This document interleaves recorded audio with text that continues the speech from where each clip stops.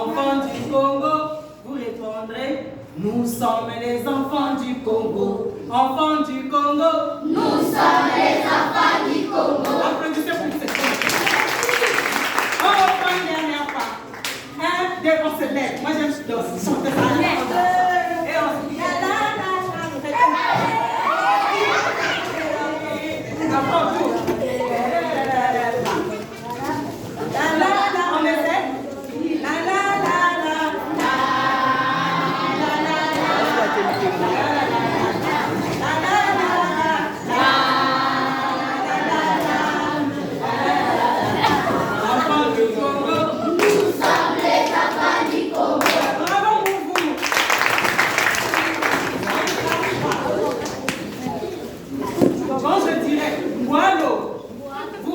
Tout simplement, Wayoka. Wayoka. Et quand je dirais Baouna, vous allez m'ouvrir grand les yeux comme ça.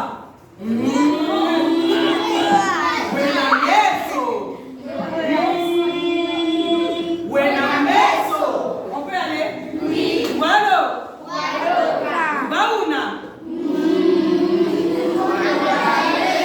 Cela veut tout simplement dire que si quelqu'un vient de loin, avec son bagage, et qu'il t'apporte un mensonge, un très gros mensonge, toi, tu as les yeux pour voir et savoir si on te ment.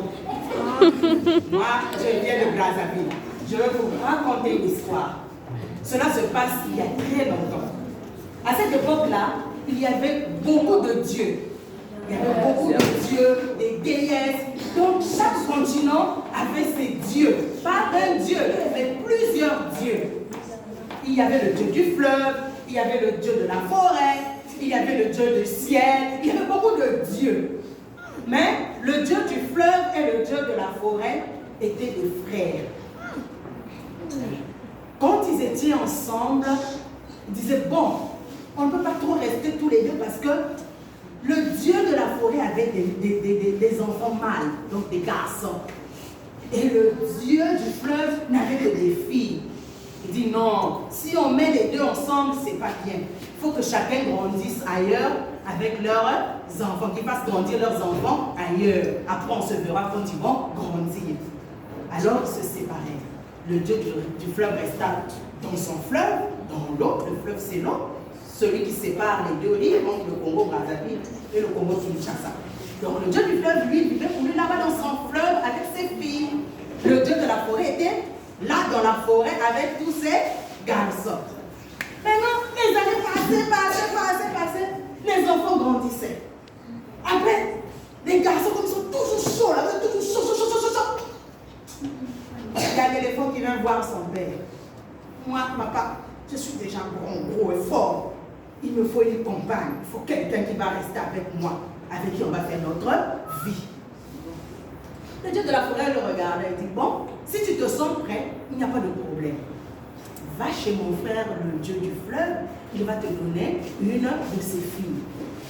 Alors l'éléphant partit, il alla supplier le dieu du fleuve, il fait la poubelle, pardon. Oncle, s'il te plaît, tu peux me donner une de tes filles. Le dieu du fleuve sortit de l'eau, il regarda l'éléphant, entra à nouveau dans l'eau. Il ressortit encore et regarda l'éléphant. Il dit oui, tu es prêt. Il a pris un gros paquet cadeau comme ça. Il le remit à l'éléphant, à condition qu'il ne l'ouvre que dans sa maison. Surtout pas sur la route. L'éléphant, le cœur chauffait, ça faisait comme boum, boum. Le cœur faisait comment? Non, boum, boum. Encore, non, boum, boum, boum, boum, boum. Ah! Mais il courut si vite avec son paquet sur son dos, arriva chez lui et plou! Il en sortit quoi? Il en sortit quoi? Vous connaissez pas le féminin de l'éléphant? Oui. Il en sortit qui? Oui. Oui. Oui. L'éléphant, la maîtresse, maman, le féminin.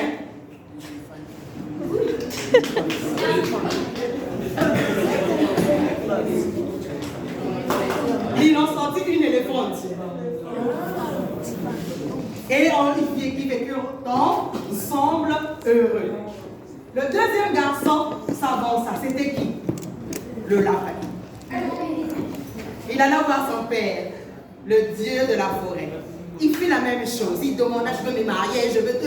Le papa dit, va voir ton oncle. Il alla voir le dieu du fleuve. Le dieu du fleuve lui donna son gros paquet cadeau. C'était 2 fois plus gros que l'éléphant. Toujours avec la même recommandation. Dès que tu arrives à la maison, tu ouvres le cadeau. Pas avant. Le lapin, même si le cœur faisait... Le gars faisait comment? Il n'arrive pas quand même chez lui. Il ouvra son cadeau. Et qu'est-ce qui en sortit? Une belle lapine. Ah, Dieu merci. Une belle lapine. Ils se marièrent et furent heureux. C'est comme ça que passèrent au fur et à mesure. Il y avait quoi? Le crapaud, il y avait le lièvre, il y avait tous les animaux. Le léopard, le rhinocéros, tous y passaient. Et ce fut le moment de l'homme. Il arriva. Papa, je veux me marier. Le dieu de la forêt regarda son fils. Ah, moi je te trouve encore immature, hein? Tu n'es pas comme les autres. Moi je veux encore que tu restes à côté de moi et que tu apprennes un peu plus avant de te marier. L'homme dit, hein? Qui va rester ici? Parmi tous tes enfants, moi je suis le plus intelligent. Je suis fort, je suis beau, je suis grand. Je dois me marier, papa. Le dieu de la forêt dit, d'accord, vas-y, va voir ton oncle, le dieu du fleuve. L'homme partit. Sûr de lui, il était là. Il arriva devant le fleuve.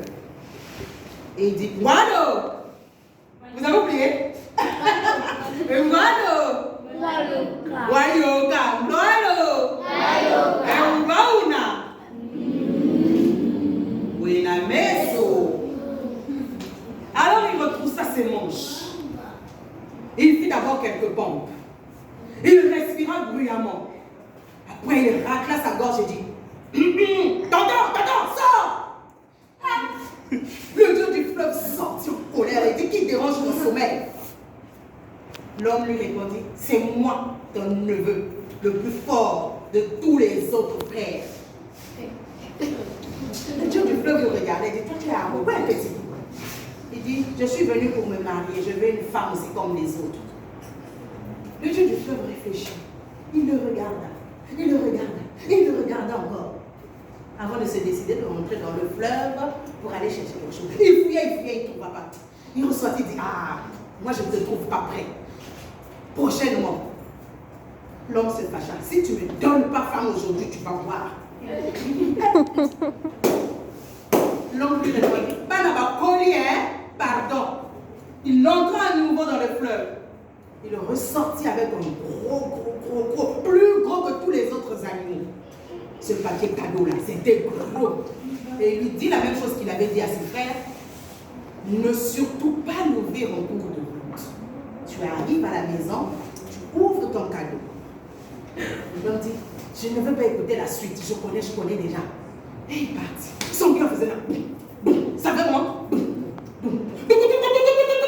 Ça avait même senti de son corps, il fallait retenir ça pour faire rentrer. Arrivé à mi-chemin de chez lui. Maintenant, puis il posa le cadeau, il l'ouvra et qu'est-ce qui sortit de là? Un crapaud? Une chenille? Quoi? Une femme! Elle était belle, elle était comme ça.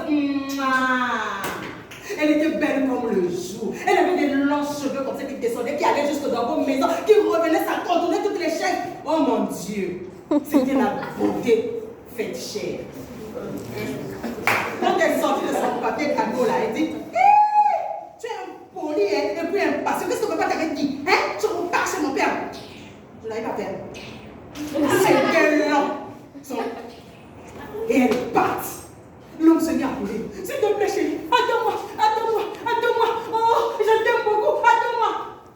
La femme courait, il courait, elle courait, dans le fleuve. Il se mit à supplier.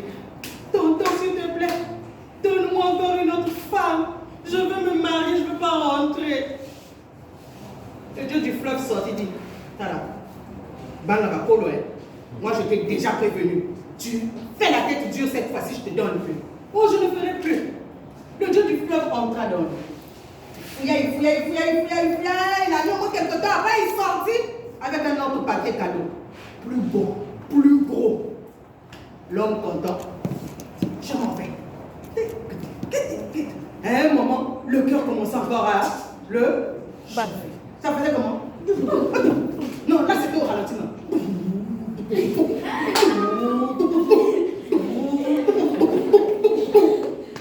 Mi-chemin encore, il ouvra le paquet cadeau et qui ont sorti? Une femme aussi belle que le jour, plus belle que la dernière. Elle ressemblait à quoi? Sa peau était toute blanche, c'était magnifique comme du lait. Quand tu l'as touchée, ses mains étaient aussi douces que le miel. C'est la fait, il y a de baka, tu es têtu, hein? Et elle se mit à courir. L'homme ne comprenait pas, mais elle va où encore? Hein? Il courait après elle. Elle courait.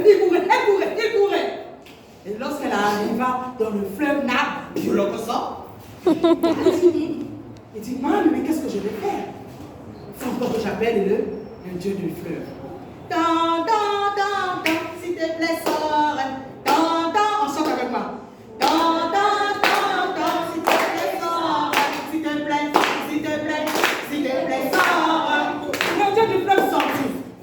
Il dit, j'en ai assez, j'en ai vraiment assez. Tu veux quoi encore? Non, tu sais, tonton, en fait, le camion est tombé sur la route et puis ça s'est ouvert tout seul et puis la fille a couru et je n'ai pas pu la rattraper. Son oncle lui dit, d'accord, il n'y a pas de problème. Mais c'est la dernière fois. C'est vraiment la dernière fois. Pas de problème. Longtemps à nouveau dans l'eau. Il fouillait. Là, il mit au moins 45 minutes avant de ressortir avec un autre gros paquet.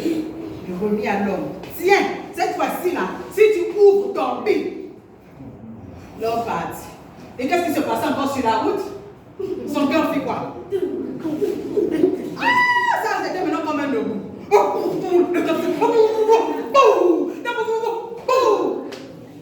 il ouvrit le cadeau. Hey. Qu'est-ce qu'ils ont sorti? Oh, celle-là, elle était belle. Elle était 3 fois plus belle que les 2 autres. Elle était, je ne peux même pas la décrire, tellement qu'elle était magnifique. Sans réfléchir, elle gifla l'homme et elle court. Il courait après elle courait plus vite que lui. Elle, dans l'eau. Le Dieu du fleuve dit, ça suffit maintenant. C'est fini. Va chez ton père. Déçu, l'homme rentra chez son papa, le Dieu de la forêt. Il lui dit, tu sais que ton oncle, il a voulu mentir. Il est mauvais, il n'a pas voulu me donner les femmes. Comme c'était un Dieu, son papa était un Dieu, il savait tout. Il lui dit, tu mens. Tu n'es pas patient. Tu n'as pas été comme tes autres frères. Maintenant, pour avoir une femme, il faudrait que tu travailles dur. Que tu travailles la sueur de ton front. Que tu transpires comme je transpire maintenant là vraiment. Après ça, tu auras une femme. Et tu pourras vivre heureux.